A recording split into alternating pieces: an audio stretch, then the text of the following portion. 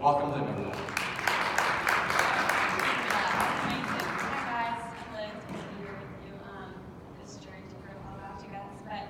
I work for Young Life, and I love this ministry. Young Life has changed my life, and I've seen it change a lot of my friends' lives and a lot of kids' lives that I've met and been able to be in friendship with. But I live in the north side. I've been here for almost 3 years now, and I love the north side. I love Pittsburgh. But I love Young Life Ministry because it's just that. It's adults that love Jesus and want to walk into the lives of kids, and we have ministry for middle school kids, high school kids, teen moms, and kids with special needs. And it's happening all over the city. There are Young Life staff popping up, Young Life leaders that are just adults that love kids and walk into the lives of kids. And that's something that I get to do on a day-to-day basis in the north side and in the city of Pittsburgh, also working with college kids. And it's my greatest joy to be in the north side and be around kids that go to Perry High School and kids that go to some of the middle schools around here. And it's walking in the life of kids. It's life-on-life relationship. Adults that love kids without an agenda besides just to introduce them to Jesus Christ and give them hope and life and purpose. Something I'm so passionate about because Jesus has absolutely changed my life. And I remember having adults that walked into my life and prayed for me and loved me and met me just where I was and really shared the hope and love of Jesus with me, and it changed my life. And it's my greatest joy to do that full time as my job, to be on the staff. I'm so excited about what God's been doing through Young Life in the city of Pittsburgh. We have over 70 college leaders that lead in the city and that go out to different communities and build friendships with high school and middle school kids and into that north side with a team of leaders, and we're growing, which is so exciting.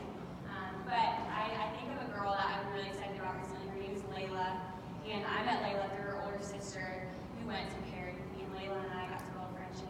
It was unexpected and so fun, but I got to meet her, and she introduced me to her four friends, and we've been spending time together. We're going to countless basketball games and choir concerts, and just being there with kids, meeting them on their turf. I built a friendship with Layla, and I've been able to share the love of Jesus with her and explain how Christ came for her and died for her, and I've been able to do that with her and her friends. We get around a table every week and eat french fries at McDonald's, and we talk about life and laugh together. We talk about Jesus, and we read scripture together, and I'm watching it change them, and I'm watching them come alive and knowing more about who Christ is, and I honestly learned so much more about Jesus by being with them in their lives and the ups and the downs, because we all know that kids live in a crazy world these days, messy and hard, and they're just looking for life and belonging and hope, and they're fighting so many things in the world today, and that's why I love the ministry of Young Life, because people care about them, care about Jesus, but to go into those things with them and be with them. So that's what Young Life is, and I get to be a part of facilitating that in the north side. And I just want to share this scripture with you really quick, because I think it paints a really cool picture about the ministry of Young Life and just what we hope for. And it's in Romans 10, and it says, "But how can they call on him to save them unless they believe in him? How can they believe in him if they've never heard about him? And how can they hear about him unless somebody tells them? And how will anyone go and tell them without being sent? That is why the scriptures say, how beautiful are the feet of messengers who bring good news." And it's my privilege that I get to bring people and invite people into the ministry of Young Life, whether that's leaders who walk in the lives of kids that are on the front lines of ministry, or people who help support the ministry in so many ways. And I get to be with kids, and I get to be with adults in that. And so I would love to just get to know you guys more, be plugged in, get connected with more people on the north side, churches, people who are passionate about kids and families in the north side. So please come talk to me, come meet me. I would love to get coffee with you and sit down and tell you more about the ministry of Young Life and more about how you can maybe be a part of it. So thank you guys for having me today.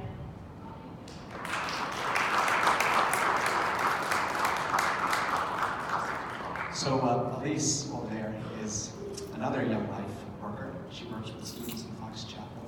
And what these two sisters do with high school kids, Jared does the same exact thing with college kids at the community college in Allegheny County. Pete does the same exact thing with law students, graduate students at Pitt Law and Duquesne Law. Rick does the same exact thing with high school kids here in this neighborhood through the Pittsburgh Project. And Emily does the same thing through her classroom work at Shadyside. And Derek through his classroom work at Mary.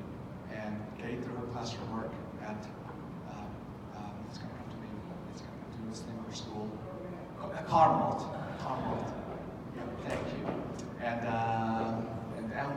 Katie at SciTech. And I know I'm going to leave out teachers. As soon as I started going down this path, it's like I realized, okay, this is a dangerous path.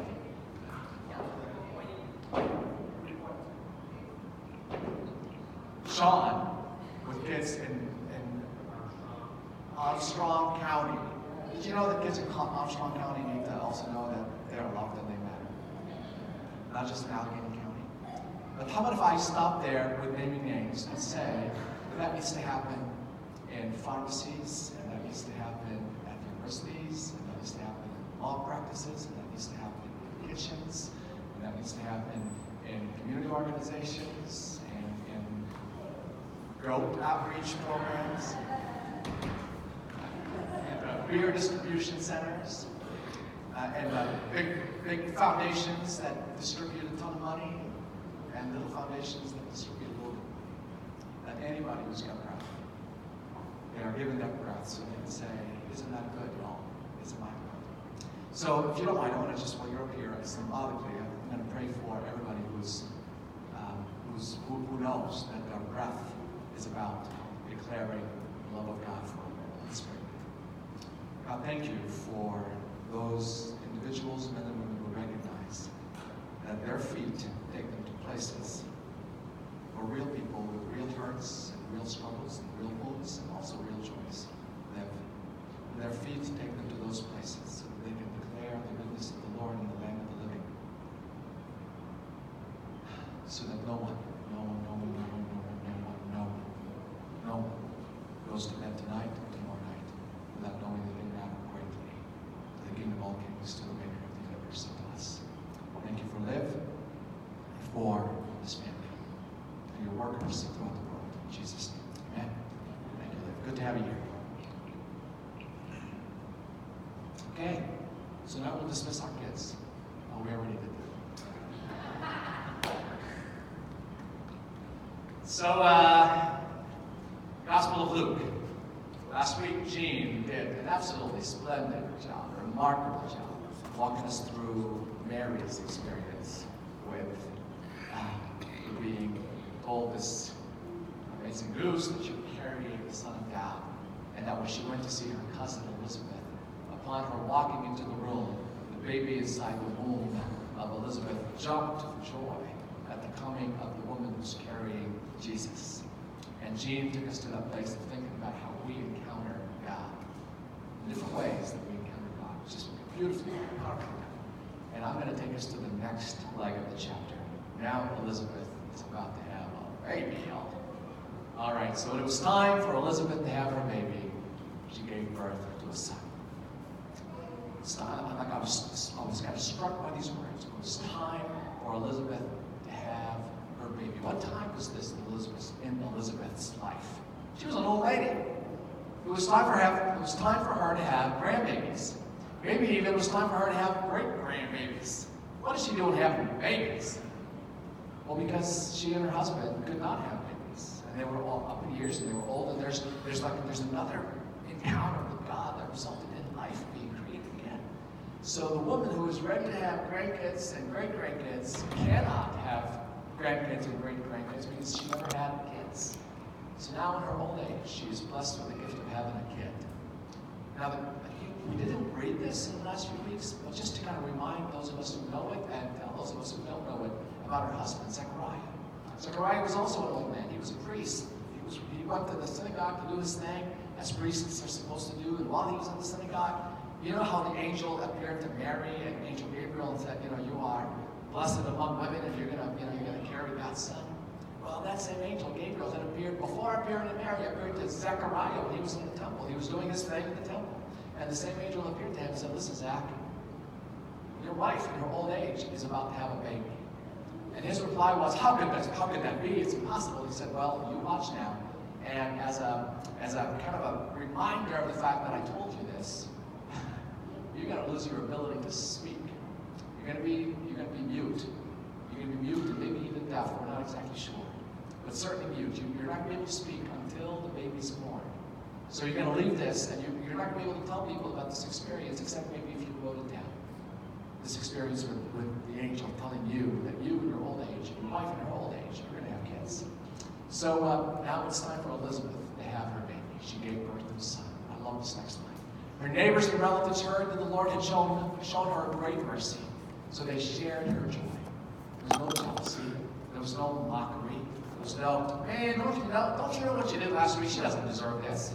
There was no pointing of fingers, just like celebrating joy, celebrating the joys that other people have. Sometimes that's hard for some folk. Sometimes it's hard for folk to celebrate other people's successes, other people's joys, other people's accomplishments. And we kind of like wonder, why is that not mine? And it's a shame that I want everybody to have joys and successes and accomplishments and things to celebrate. In this case, Elizabeth did, and I love the fact that her community gathered around her and said, "Hooray, Elizabeth! Hooray, Elizabeth! Isn't this wonderful?" They shared her joy. Now, on the 8th day, the baby was circumcised.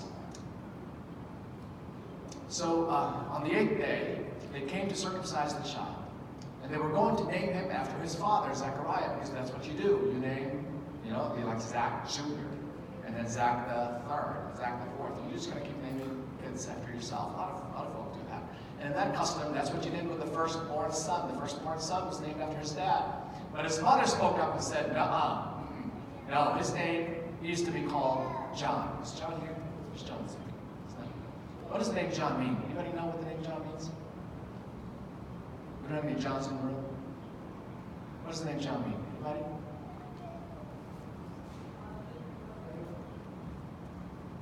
Yes, it certainly has the love of God all over it. And very specifically, God has been gracious. Well, but God has been gracious. So here's this old woman, can't have a baby. God has been, his name is going to be John. But they said to her, well, there's nobody among you. None of your relatives have that name. What kind of name is that? That's silly. That John belongs to somebody else's family. Zechariah, go with Zechariah. So what do? They just think, okay, this is a silly old lady. She can't get it right, so we're going to do a circle around her. We're going to go to the man of the house. So they go to the man of the house. They made signs to his father to find out what he would like to name the child. He asked for a writing tablet, and to everyone's astonishment, he wrote. What did he write? He didn't say, no, we're going to name him John. He said, no, I'll declare he already has a name. His name is his identity. God has been gracious to us, and that is his name. Don't you mess with that. And immediately his mouth was open and his tongue set free, and he began to speak, praising God. His name is John. God declared that. I have been gracious to you, Zechariah. And the evidence of that graciousness is this little boy. And his name is going to remind you and remind everybody of my graciousness in your lives. Graham is the reminder that Kara and Dan have experienced the grace of God in their lives. And then I would love all of us who have children to right now say their names. All of us who have children to right now say their names. Just say it. Christina.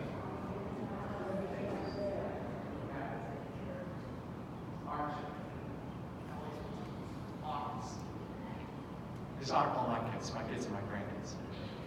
But those are evidences in our own lives that God has been gracious to us, and that God has still a purpose for this world to continue. All the neighbors were filled with awe, and throughout the hill country of Judea, people were talking about all these things. And everyone who heard it wondered about it, asking, what then is this child going to be? The Lord's hand is with him. What then is this child going to be? Like you're holding a little baby, looking at that little baby, saying, what is the promise that lives inside this little baby? We have some I guess all the kids are next door now. I know we have some Dilworth kids who go to Dilworth Elementary School in this congregation. I bring up Dilworth today because every single morning at Dilworth, and the principal, Monica Lamar, amazing principal, every single morning at Dilworth, what do they do? They have an assembly. Before the kids go to their schools, every single kid at Dilworth shows up in the auditorium. They have an assembly, and then as the kids are coming, there's a band, a drum band made up of children in that school who are just playing the drums, beating the drums, and it's about a dozen kids playing drums in unison with one another. And there's a concert going on. And as the kids are coming in, there's a section for the kindergartners and first graders, and you kind of go to your section. Then Dr. Lamar comes up, and everybody's talking and whispering and singing. Dr. Lamar shows up in the front, everybody kind of quiets down because Dr. Lamar's here. They know that right now something's going to happen. And the next thing that happens is one of the music teachers gets at the piano, sits at the piano, and starts playing 3 chords. At the end of the 3rd chord, every kid in that room starts singing a song. And that song, it's a gospel song, but it's a public school. That song, gospel song written by Bill Gaither, they start singing it at the school. Now, because it's a public school, they just kind of changed a couple of words, but it's the same exact song. And they start singing, about 600 kids, K through 5. I am a promise, I am a possibility, I am a promise, with a capital P. I am a great big bundle of potentiality. This is where they changed a couple of words. I'm going to sing the original. And I'm learning to hear God's voice, and I'm trying to make the right choice. I am the promise to be everything God wants me to be. Kids at Dilworth every single morning, they get up and they say, I am a promise. Because Dr. Monica Lamar, she woke up one day, she's a believer, by the way. Woke up one day and looked at her kids, what are these kids going to be? There's so much promise in them, what are they going to be? Parents, I want us all to look at our kids, regardless of their age. Say, what then is this child going to be? Because the mere fact that I have her, the mere fact that I have him, is evidence of the fact that God is gracious. God's hand is with him. His father Zechariah was filled with the Holy Spirit and prophesied. Praise be to the Lord, the God of Israel, because he has come to his people and redeemed them. This is the Christmas declaration right there. God has come to his people. You know, you've heard me say this, I said it in my prayer earlier today. We did not choose God. We did not choose God. I don't have it in me to choose God. God chose us, every single one of us. God chose them. Some people we like and some people we don't like. God has chosen some people I would not have chosen.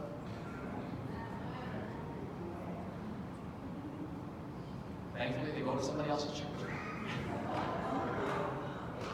Nah. I was at an event last week, and it was overwhelming. I was invited to speak. It was a conference for psychiatrists, therapists, and psychologists who study, I've never heard of this man's name, Murray Bowen's kind of principles of counseling. Anybody know Murray Bowen here? Any Bowenians on? I've never heard of Murray Bowen. Well, my wife has studied with him because she's a therapist. I've never heard of Murray Bowen. So I have to Google it. So I'm speaking at a conference about Bowenian theory. I should know who Murray Bowen is. So I read a paragraph. I figured, okay, I know enough. And I got up to speak. And I said to them, I said, listen, some people know enough to be dangerous. I don't even know enough to be dangerous. I know enough to be laughable.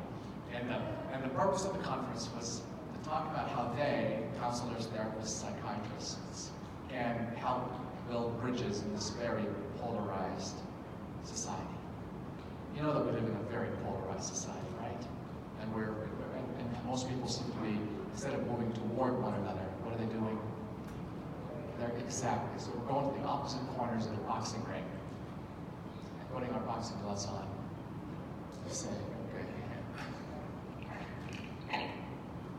Instead of moving toward one another and figuring out how to dance instead of how to spar. So I told a story. It's a long story. I won't bother you with it now. I'll maybe bother you with it some other time.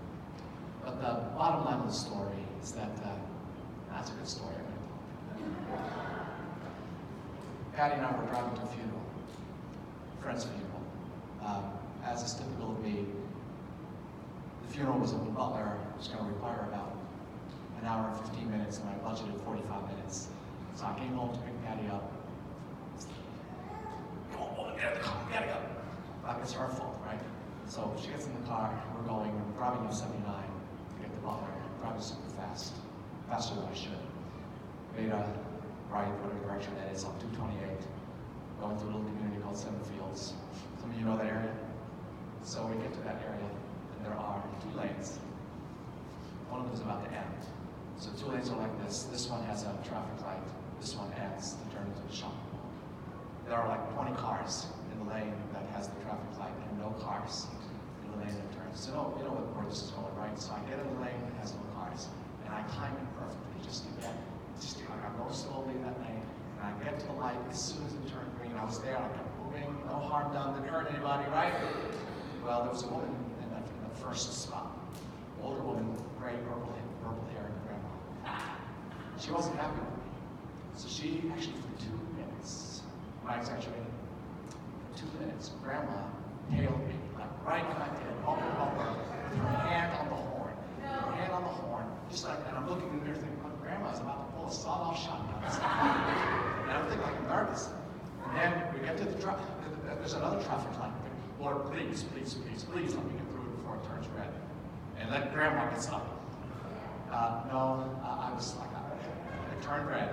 So I had to stop. Now grandma, who's behind me, chooses instead to get on the gravel shoulder right next to me, lowers her window. I'm going to edit her language slightly, but you know what she said. Lowers her window and shouts and repeats it 3 times. You're in effing body cavity. And she repeats that 3 times. And Patty's not even a So grandma's mad. Grandma's really mad. And then the light turns green. And grandma speeds up, burns rubber, throws some gravel my way, gets in front of me, and slows down. Slows down. Thankfully, we get to Route 8, going north, 2 lanes. I can leave grandma behind. We get to the funeral, we're late. I wasn't doing the funeral, just attending. Lovely man, lived a full life, old man, died the way all of us hopefully will die, just peacefully in old age. After the funeral, we went to greet his widow, bring some consolation. And she says to me, Salim, when I'm with you, I experience the presence of Jesus. To which Patty said, that's not what grandma said. She didn't say that, but she thought it. So then I asked these therapists, psychiatrists, psychologists, I said, which one is Salim? An effing body cavity or the presence of Jesus? Which one is Salim? Will the real Salim please stand up? And the answer is, no. Both are true of Salim. Both are true of me. I can be this or I can be that, depending on so many things. And can I break some news to you? That's true of all of us. It's true of all of us. That's the hard truth. It's true of all of us. So I said to these Owinian therapists, I said, one way we can help bring people together in this highly polarized society is to remember that the image of God is in Donald Trump, and the image of God is in Nancy Pelosi at the same time. Now, there are lots and lots of layers that over the years people add on, but the essence, the essential core of you, and me, the essential core and our essence is the image of God. We are bearers of the image of God. And over the years, we allow layers to accumulate that make it hard to see sometimes the image of God in somebody else. And those layers have to be peeled, and some behaviors have to stop. But until I see the image of God in both Nancy and Donnie, I'm missing the fact that God has come to his people. Not come to his people because they look all shiny and pretty, but God has come to his people because they're a mess. I'm a mess. You're a mess. but I am promised to be everything God wants me to be. Thank you, God, for coming to your people and redeeming them. Zechariah continues, God has raised up a horn of salvation for us in the house of his servant David, as he said through his holy prophets long ago. And this salvation is salvation from our enemies and from the hand of all who hate us, to show mercy to our ancestors and to remember his holy covenant, the oath he swore to our father Abraham to rescue us from the hand of our enemies and to enable us to serve him without fear in holiness and righteousness before him all our days. God made a covenant long ago. And every time we see a rainbow, in the sky, that rainbow is just a reminder. That's all it is. It's a reminder. I mean, it's a beautiful scientific phenomenon with light and water and all those kinds of things. But that rainbow is a reminder of the fact that God made a covenant with his people and said, now, I will not allow destruction to take your planet. I have made a holy covenant, and it's a covenant to rescue you, but not just rescue you so you can be rescued, but rescue you so you can be enabled to serve without fear and holiness and righteousness. We are rescued so that we serve.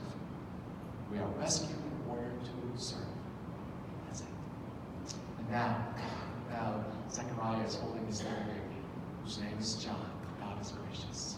And starts talking to this little 8-day-old baby, who's probably still crying because he was just circumcised, this poor thing, without even a shot of whiskey. And you, my child, says Zechariah, you will be called the prophet of the Most High.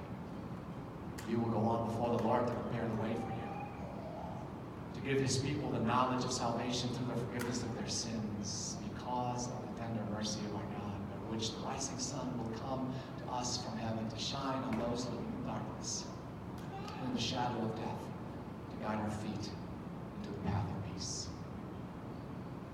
You, my child.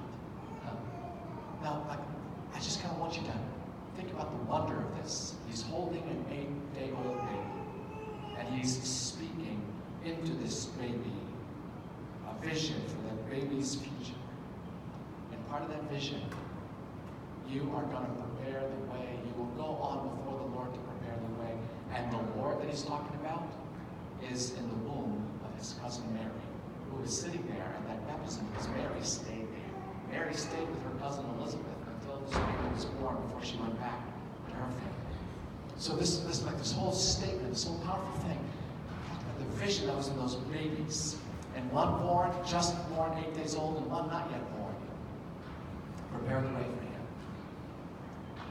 so that people know salvation. And how does salvation come? It's up there. They know salvation through the forgiveness of sins. It doesn't say through belief. It doesn't say through doctrine. It doesn't say anything about the human accomplishment. No, salvation is God's gift. Salvation is God's gift. And God is the one who forgives sins and remembers them no more, because God has a great mercy. And the child grew and became strong in spirit. He lived in the wilderness until they publicly appeared in the road, telling the preacher man to knock it off. Go on. Church, our kids carry a great promise. And our seniors, our old people, carry a great promise.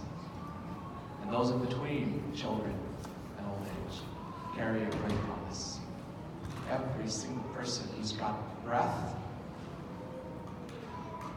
carries a great promise. So would you please rise and find somebody in this room who carries a great promise and join hands with them and get ready to receive the benediction.